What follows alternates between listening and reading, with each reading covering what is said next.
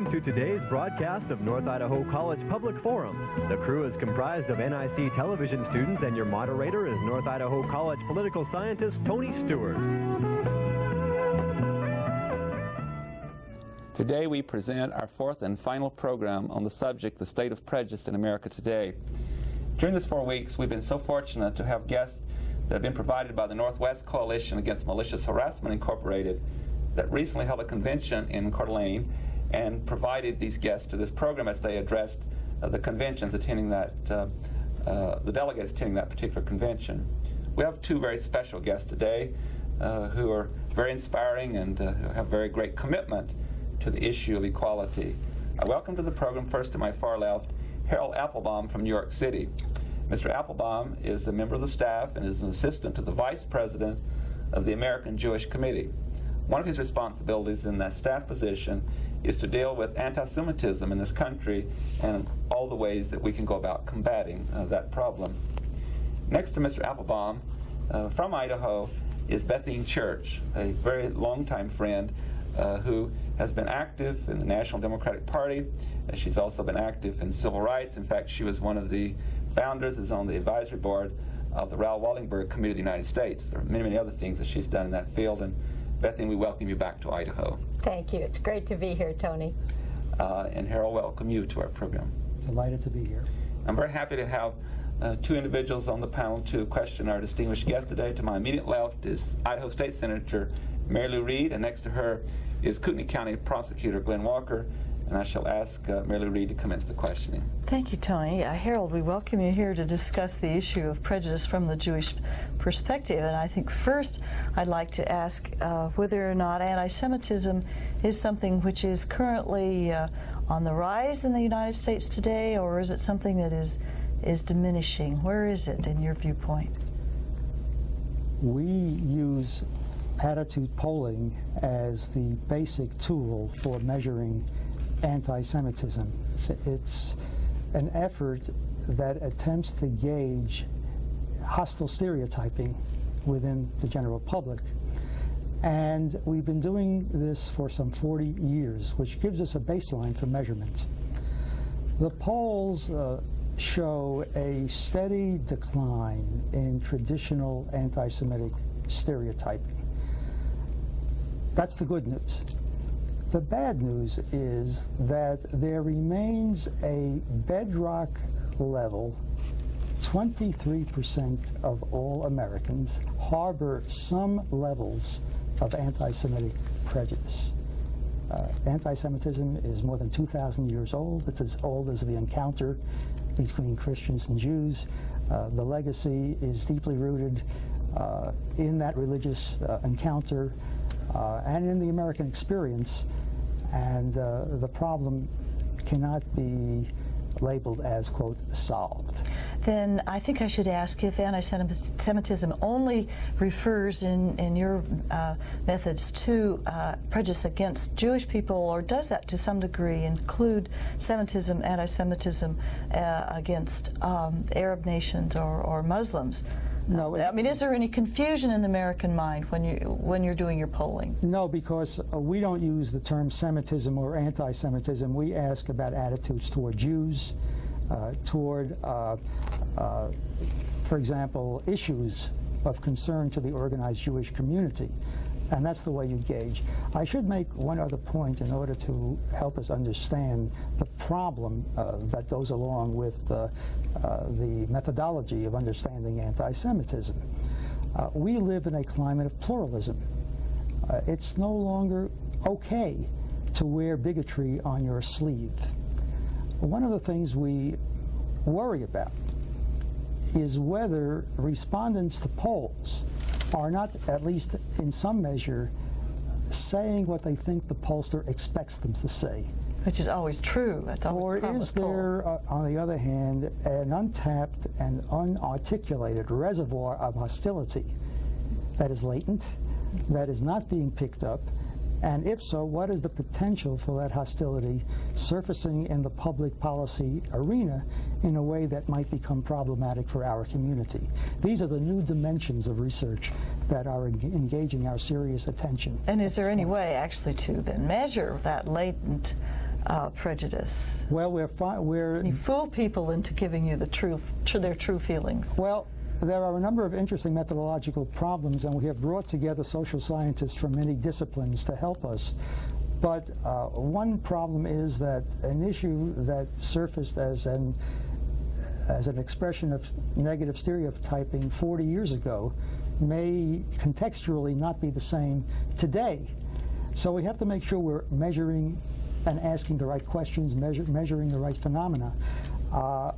There are ways. Advertisers, when they advertise soft drinks, or hard drinks for that matter, are appealing to subliminal feelings within the public that will motivate people to respond by purchasing the commodity.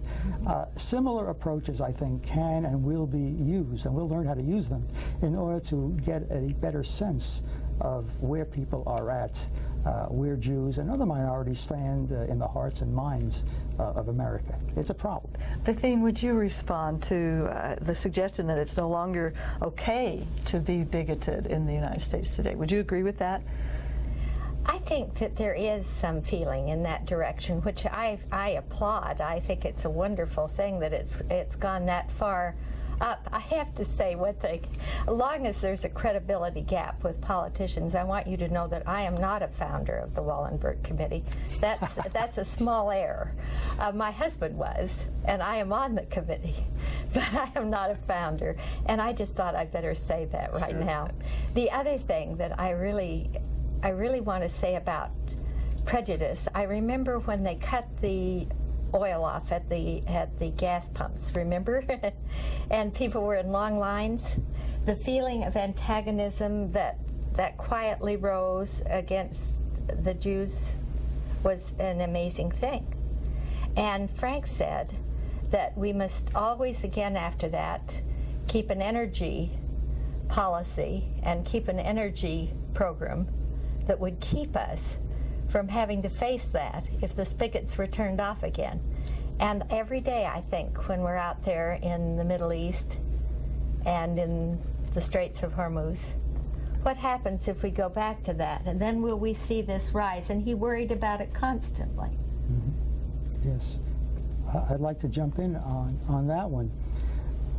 Anti-Semites do not attempt to peddle their negative stereotypes, their hate messages in the abstract. They are ever on the alert for targets of opportunity. Like cutting off the gas. Whether it's economic distress in the Farm Belt, where thousands of farmers lose their land and their livelihood, and in come the extremists, telling them that they are victims of international bankers, of conspiracies where Jews are plotting to seize their land. The Pollard spy case provided an opportunity to level charges of dual loyalty. All of the traditional anti-Semitic stereotypes are harnessed constantly to breaking news events in order to give plausibility to these stereotypes and to seek to gain a constituency, if you please, of the alienated, because it's alienated people, anxious people, people who feel they are not in control of their environment, who are the best targets of opportunity for extremists. We can't just preach that anti-Semitism is bad. We also have to pay attention to the thresholds of pain and discomfort that motivate people to respond. Lynn Walker. I certainly applaud or agree with your remarks on the latent anti-Semitism. I didn't know it when I was going to come on this program. I didn't do it for this reason, but I happen to be finishing up Herman Wuck's book, War and Remembrance. Mm-hmm. There's going to be I think a very fine mini-series on that on television this year. But in that book you see the anti-Semitism and the latent anti-Semitism, which results in apathy, which results in the aggression by those who seek to take advantage of the apathy. So I think that we can never, ever rest in our society or in any society. The anti-Semitism is there, and it's going to continue there. I don't know how to eradicate it after thousands of years. We can't legislate it, certainly. But in Kootenai County, we, for a number of years, I think all of us as a people, basically, tried to be quiet about the neo-Nazis that were here, for fear that by speaking out too much, we give them a forum and we attract media attention to them.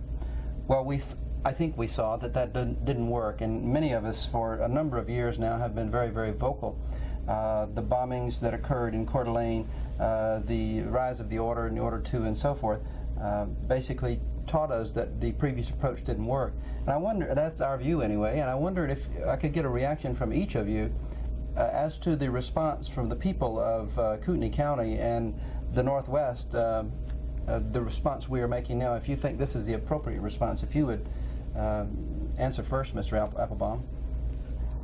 First of all, I think your response was commendable. I think it's very easy for people to look at any disquieting phenomenon and respond with the notion, I don't want to get involved. Heroism, in a way, is a response in which a person transcends the impulse to be comfortable. And one overcomes that and gets involved. Now, sure, there is no present danger of ideological victory by the Identity Church people, the Aryan Nations people. But I think it's important, first of all, that the leadership of the community, and that's the political leadership, and the religious leadership, and the civic leadership, and the business leadership, to stand up and say that certain ideas are anathema to what Americanism is all about. People have to be reminded that that is the case. An appeal must and should be made to their best instincts. And Kootenai County experience proved that that kind of an appeal works. It's effective. I appreciate your response, especially that it's important to note that we recognize, those of us who are speaking out, we recognize there's no chance that the Aryan Nations or the Identity Church is going to take political power, that they're going to become a majority. We know that, but the point is they don't know that. And we have to tell them that they are not in the mainstream and that they do not have followers of any numbers. Mrs. Church, if you might respond. It's funny, a young man asked me who was interviewing me this afternoon, why when there were so few numbers, why was this big convention meeting? And I said, well, the important thing about it is if there were only one of them and they felt like that, it's an insult to human dignity, it's an insult to what we all stand for, and they can cause untold grief. And then when you add to that their propensity for getting together and causing terrorism, for appealing to people who want to harass other people, it just seems to me that everything you have done here is exceptionally wonderful. And when I was at City Hall for the day that Coeur d'Alene was given the award for the Wallenberg Award, I had such a sense of pride. You know, I could just feel tears in my eyes because this is not a community that has that many different people. And yet it rose to protect what I consider the whole American viewpoint, that we're all equal under the law, that we're all equal under God. I think it's a wonderful thing. I'd like to add one point, if I may. The battle is being fought, it seems to me, on two levels. There's prejudice and bigotry, which is attitudinal. And then there is the matter of lawless behavior on the part of these extremists. On the one hand, the authorities have the responsibility, which they have fulfilled admirably, to deal with crime, whether it's ordinary crime or crime based on hate, on group hate. The battle for the hearts and minds of the uninvolved majority, the emission of a signal as to what is proper, as to what one's better instincts ought to entertain and accept, is another part of it.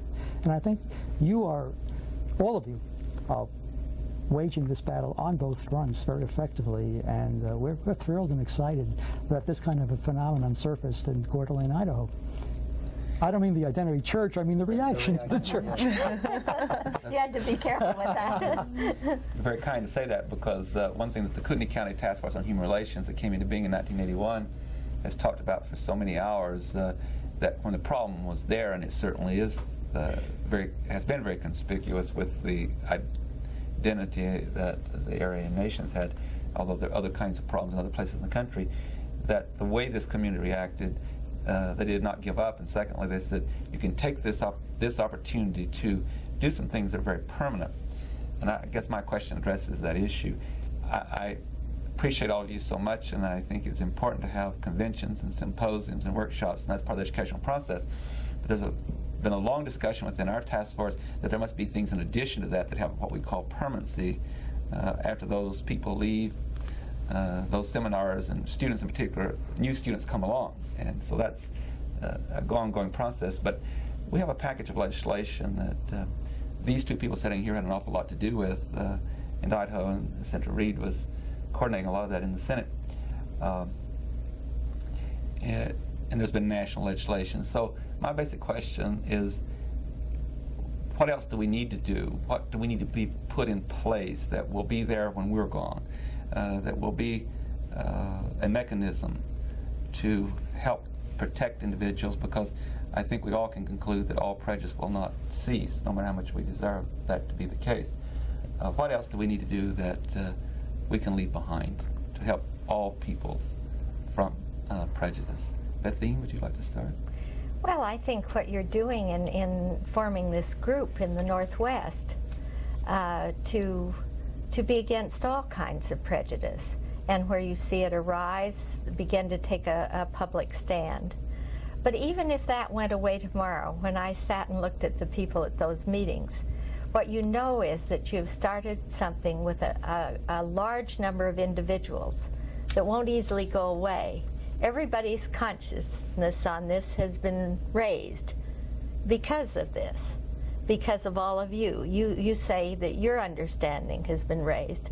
There hasn't been a day in my life that I haven't had a feeling when Frank started off with the first civil rights legislation in the Senate back in the 60s, and said, well, we don't really have many differences in our state, but and I probably won't get too deeply in this battle. And suddenly he was sleeping down at the Capitol every night and fighting every day on the floor, and it mattered. So legislation, yes, I think that makes I think that's very important. I think we are a country under law, and that's really important. I think groups like this that gather and sustain themselves and re-educate others that have not had this experience. And then I really think just as the individual, knowing that we are one family, and we have to continue to react that way. Mine is a very simplistic one, but I believe it. No, it's very profound. I think, first of all, you have either established, I'm ignorant about the local scene, or certainly enhanced the network in the region, the networking among people of goodwill who are willing to assume responsibility and leadership. And that is of immeasurable importance. The fact that from here on, two people who never perhaps knew one another can pick up the phone, living and encountering problems in different parts of the region, and talk to one another. I think that's an enormous plus, and it's to be applauded. Secondly, I think law enforcement officials and legislators, even those committed to this kind of approach, need to know that there is a constituency of support. Absolutely. You've got to have the consciousness of the community constantly being expressed and ready to strengthen you as you go about your important work. Thirdly, I do believe that the coalition will begin to broaden its agenda. As I suggested earlier, it's in a way far easier to criminalize certain kinds of antisocial behavior than it is to affect attitudes, stereotypes, prejudice, bigotry. And that's the pool from which the extremists are nourished. That's a big job, a long-term job, if you please, a never-ending job. And that will occupy, it seems to me, people of goodwill around here for a good long time to come. Mary Reed. Mr. Applebaum, another wrinkle on this question of latent prejudice is the fact that there is a certain amount of prejudice that is against one minority against another. And how do you feel is the best way to deal with that? We had, of course, the whole scene where there were some conflict between Jesse Jackson and the Jewish community. What does your committee plan to do, or what is the approach you take towards inter-minority prejudice? Okay. Intra. First of all, we are conscious of the difference between the general interest and, if you please, group interests, with both having aspects of legitimacy. Our society is a pluralist society which recognizes legitimate interests and which provides ground rules for resolving them, sometimes through conflict. That's what political elections are all about. And sometimes people get confused, however, as they play out this scenario between a legitimate conflict of interest between groups and a death struggle. And you suddenly attribute base motivations that apparently are aimed at you when you're really talking about a difference in emphasis. And I think part of that is what the Black-Jewish encounter has been all about. The blacks having accomplished, with Jewish support, an enormous legislative civil rights agenda in the 60s, suddenly discovered that it did not bring about a millennium. It merely gave them the opportunity to participate. But that wasn't the end of the battle. The cold realization of that fact led to some considerable disappointment, and people began to look around for scapegoats. And I think that's part of what happened. And blacks began to say, well, maybe we have to do it by ourselves and withdraw from society.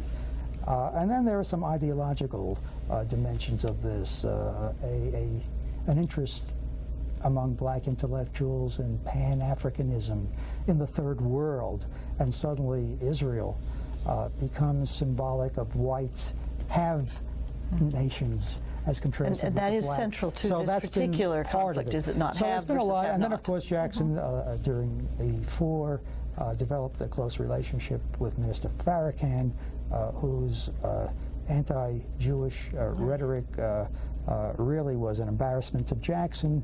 It stunned everybody. Stunned everybody. Certainly was a blot on the campaign. I don't think Jackson is anti-Semitic. I do think that he very well may espouse certain positions, particularly in international relations, which may be perceived by many in the Jewish community as not going in the direction that we feel comfortable about. On the other hand, he has expressed solidarity with Jews about the plight of Soviet Jewry, their absence of right to leave or to practice their religion. Issues. So it's not totally a conflict model. We're going to watch that very carefully. Bethene, would you add your comments? This has a lot of political overtones to pick up on. Well, actually, I think it's very interesting because I think it's really sort of like saying life in a family is easy. And I have the feeling that we often don't like all of our family members. In fact, we often rush off and have to bail someone that we almost consider a nitwit out of trouble. But nonetheless, we are a family. And therefore, we have to find ways to handle this. And in a complex world like we live in, with so many other countries and so many other situations, all coming in on our perceptions of what's the right thing to do and what's the wrong thing to do, Africa, the Middle East, all of it, and all of it affecting us.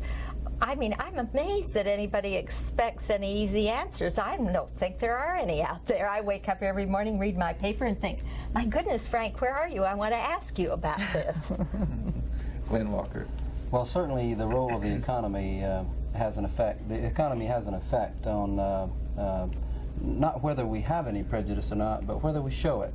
And there's a great deal of difference, I think, between being prejudiced and having tolerance.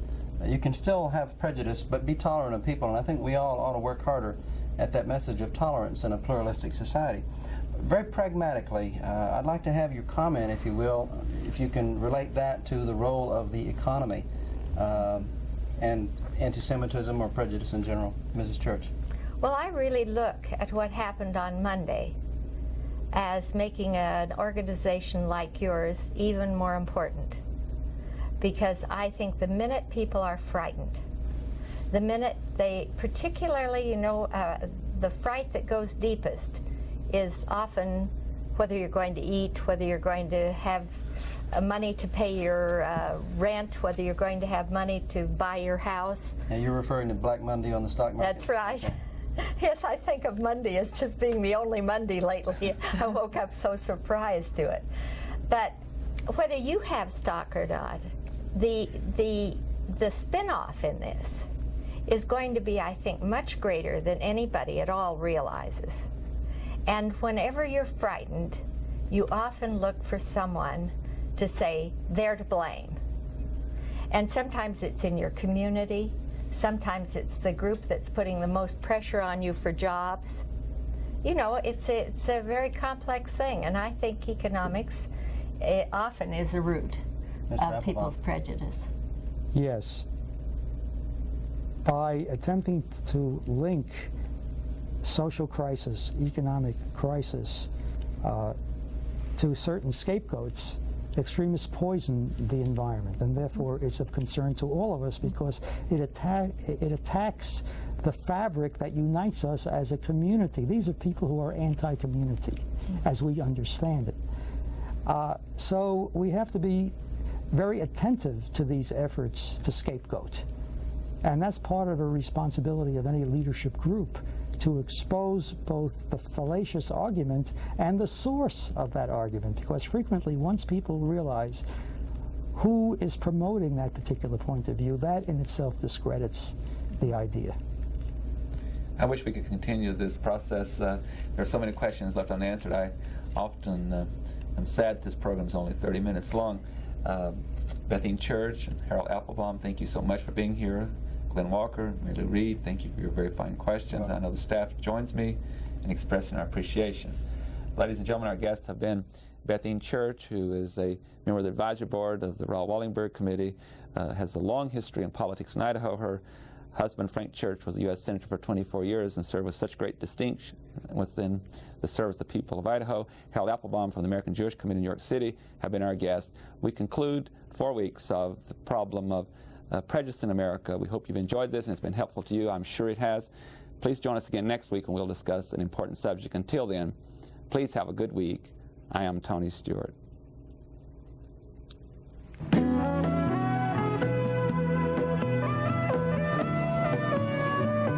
North Idaho College Public Forum can be seen at the same time each week over this station. This production was videotaped earlier by an NIC student crew for viewing at this more appropriate time.